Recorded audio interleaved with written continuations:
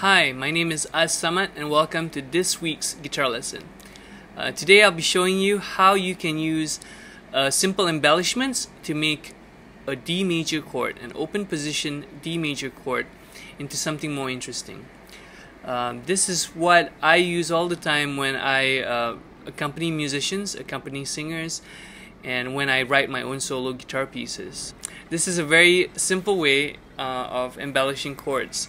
And once you understand this, you can apply this to any chord that you already know and hopefully get new ideas for songs, compositions, and accompaniments. So check it out. Thanks. Is this chord, which is D major. I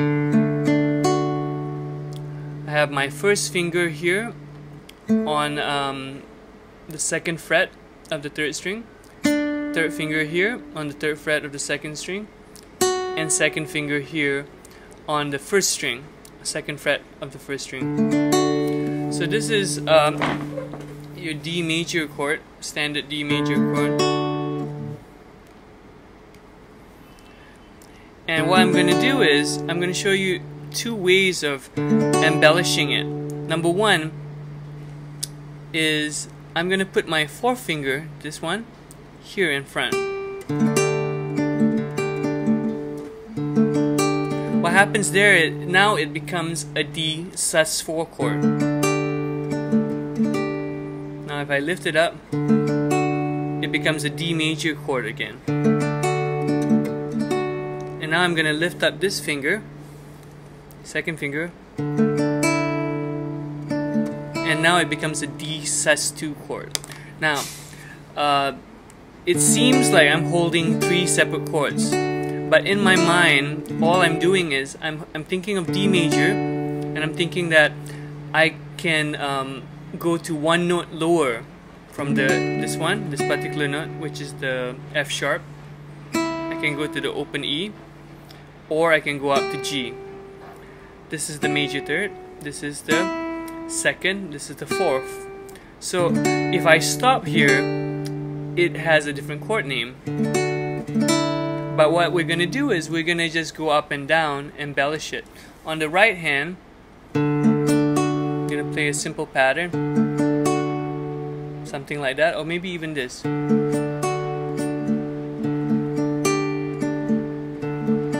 Back to D,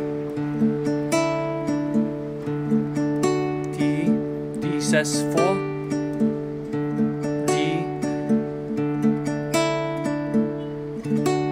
So what happens is if you have a song and someone asks you, can you play, I have a song, it's just one chord, it's just D.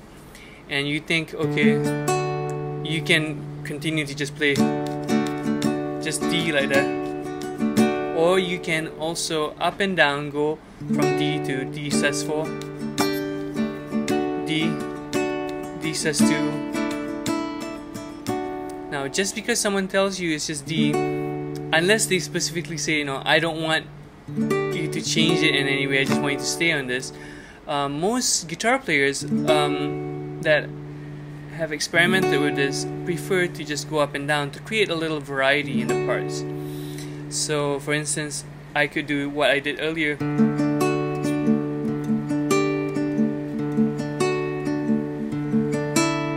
Or I could just strum it, change.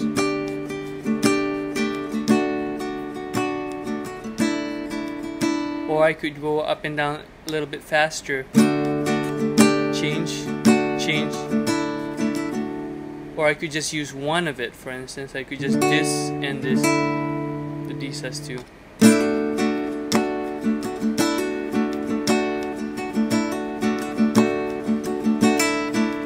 So there I'm using a hammer on. I'm using this finger to hammer on there. So that gives me a little bit more variety when I have a D major chord. Now this kind of method means that I'm associating this one chord shape with two additional chord shapes. One like that, and one more below. Now you can do this actually with any note in the chord. So the note below and above are in the scale. In this case, is from the D major scale.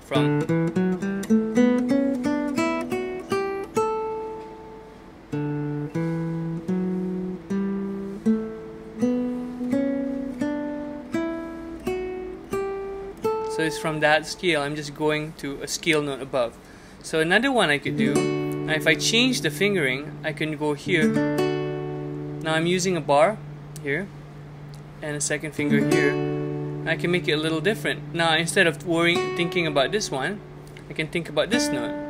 And I can go to this note above. So now I have 0, so it'll be like 0, 2, 5, 2. Just the frets. If you're thinking in tablature, 0, 2, 5, 2, or D, A, E, F sharp. Now if I did this, this is less common, but it's a nice sound as well.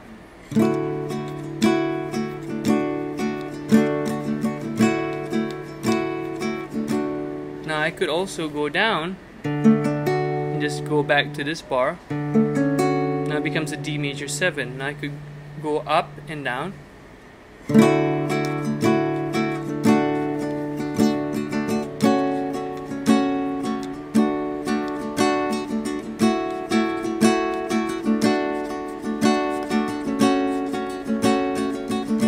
Now that's a little different than what you would normally hear embellishments with the D.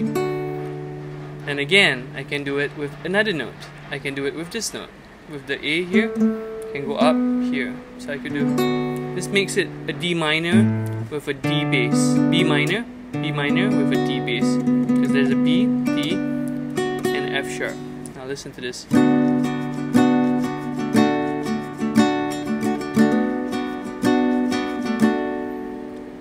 Or you can think of it also as a D6 chord with a B being the 6. And I can also go below. This is more open sounding. D, G, D, F sharp. You don't hear that one so much.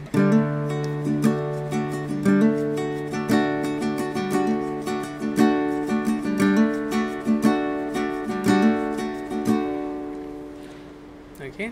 Last one is I could actually go from this D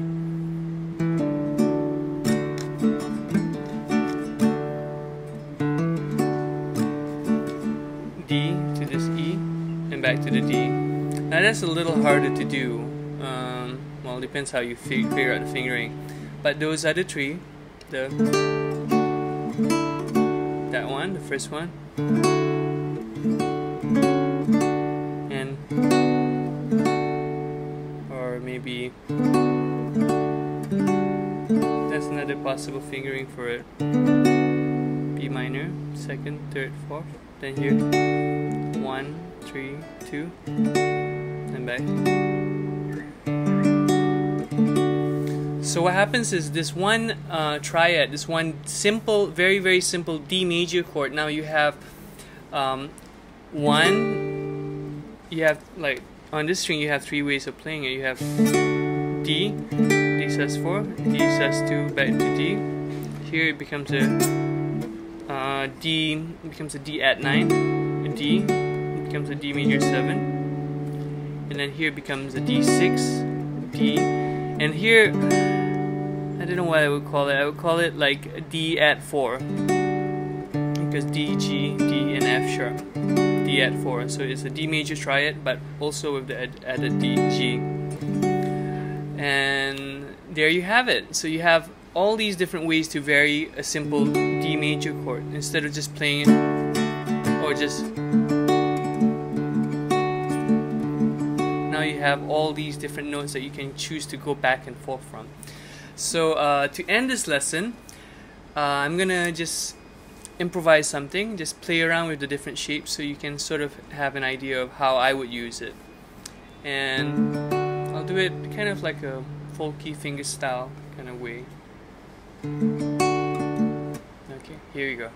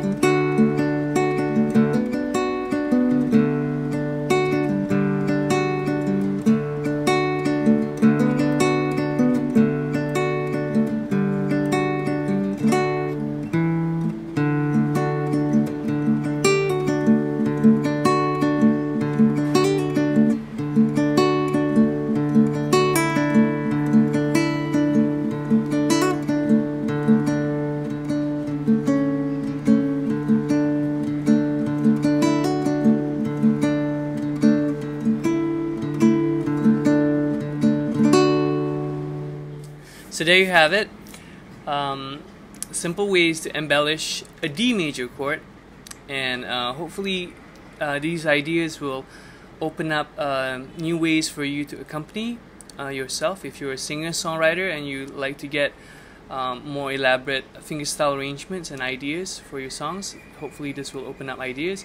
If you're an instrumentalist and you've been thinking, man, I've been using the same chord shapes all this time, I want to use something else, I want to change it up, so this might open up some ideas. You can do this with any kind of chord really, but for open chord shapes, it's a great way to start getting into it.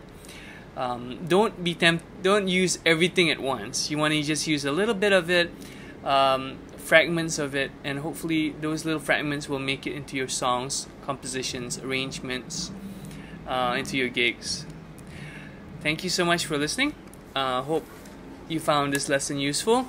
If you have any questions, feel free to leave a comment below underneath the video, or if you're on my website, leave a comment on the website.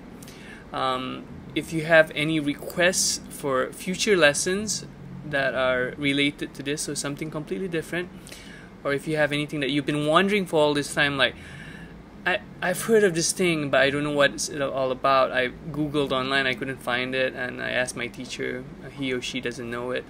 If you have any questions at all, feel free to message me. I'd love to hear from you, I'd love to help you out. Thanks for listening. My name is Az Samad. If you like this lesson, click like on the video, share it with your friends who you think might find this useful, and sign up on the mailing list below so I can let you know when the next lesson is coming up. There's new lessons every week this year, and I look forward to hear from you. Thanks so much. Have a great day. Bye bye.